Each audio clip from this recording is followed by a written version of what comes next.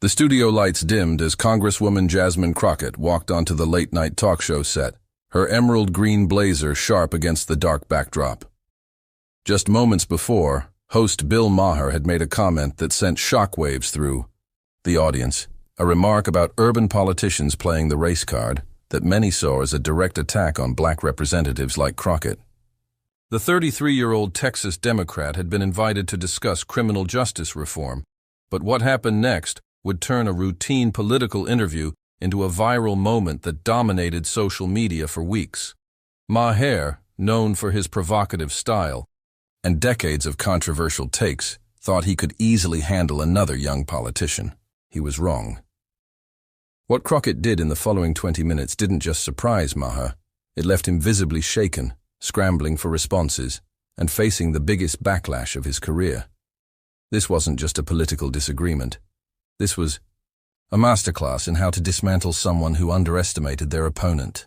Before we dive into this explosive confrontation, drop a comment telling us where you're watching from, and don't forget to hit that subscribe button so you never miss these incredible political moments that everyone will be talking about tomorrow.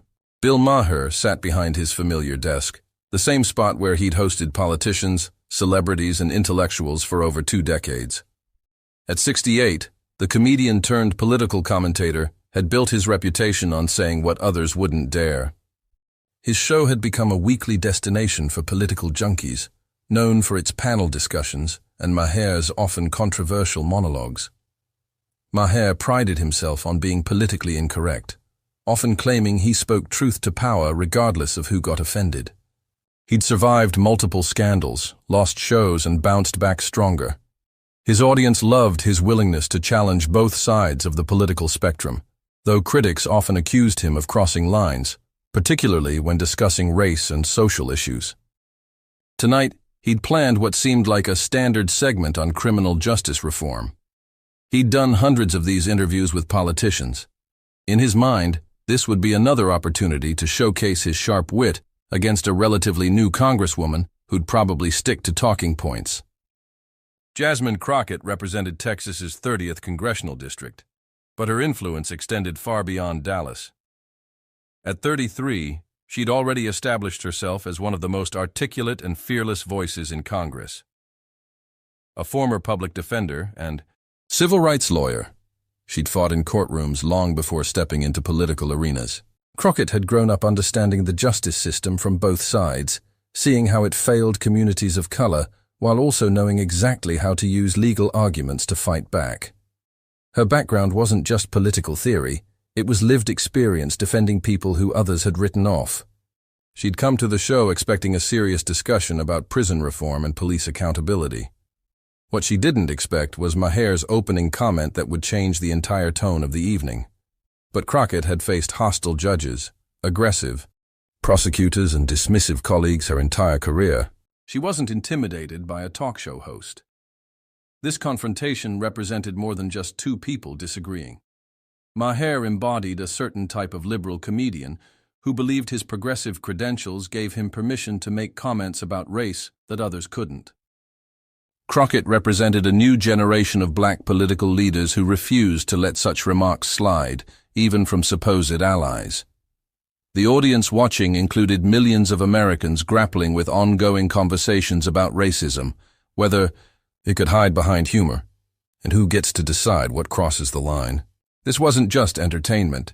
It was a real-time example of how these crucial conversations play out in public spaces.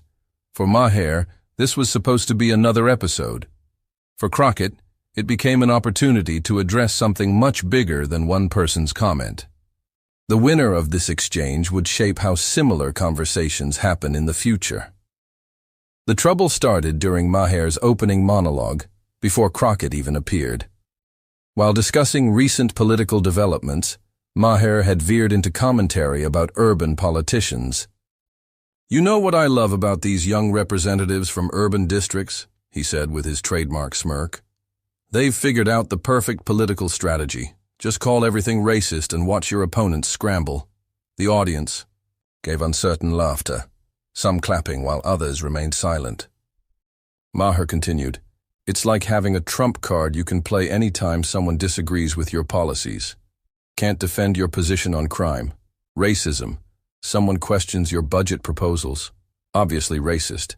It's brilliant, really. Behind the scenes, Crockett's team immediately recognized the problem. Her communications director whispered urgently into his phone, while her chief of staff pulled up clips on his tablet. They knew this wasn't just a casual comment. It was a talking point that had been used to dismiss black politicians for decades. When Maher introduced Crockett, his tone carried an undertone that regular viewers would recognize. Joining me now is Congresswoman Jasmine Crockett from Texas, who I'm sure will have some very strong opinions about criminal justice reform, he said, emphasizing the words in a way that suggested he expected her to prove his earlier point. Crockett walked out with a professional smile, but those who knew her could see the steel in her eyes. She'd heard the opening monologue from the green room. She'd seen her staff's concerned faces, and she'd made a decision about how this interview would go. As she